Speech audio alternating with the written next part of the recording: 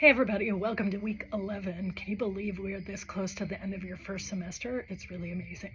I'm going to try to do this every week for the rest of the semester, just kind of sum up the previous week, share a couple of thoughts, answer questions that you all have emailed, and clarify any assignments for the coming week.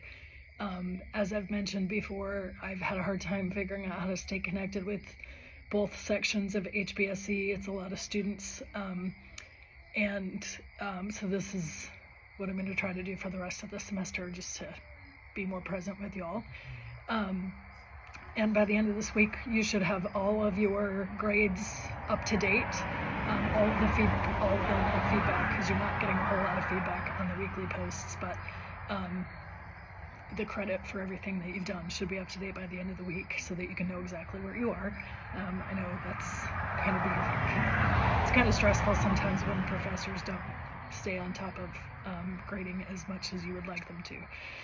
So for this week, you have a critical reflection due, and I want to clarify what that is. You're going to find two different documents in the module. They will also be under the Welcome tab under Materials.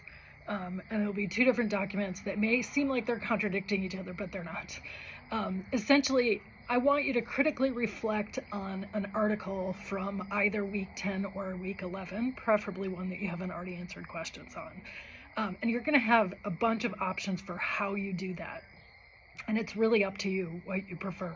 You can do something sort of similar to the multimodal assignment, like you can use a creative medium to reflect on the article critically, or you can choose a few of the prompt questions and just write your thoughts on an article of your choice. No more than 2 pages. Certainly, again, if you're citing works or you're drawing from works, make sure that you indicate with references the works that you're pulling from. But again, in those 2 different documents, you could just read one of the documents and go from that and you'll be fine. Or if you want to compare 2 different options, you can take a look at both of them and choose what you want to do. There are a bunch of prompt questions on both documents. Some of them will be overlapped. You do not need to answer all those questions. There's not a minimum number of questions that you need to answer. They're just to get you thinking and give you some ideas of the kinds of things that you could reflect on. So again, there's a ton of freedom in this, which I know can sometimes be anxiety producing because you don't know what is expected of you.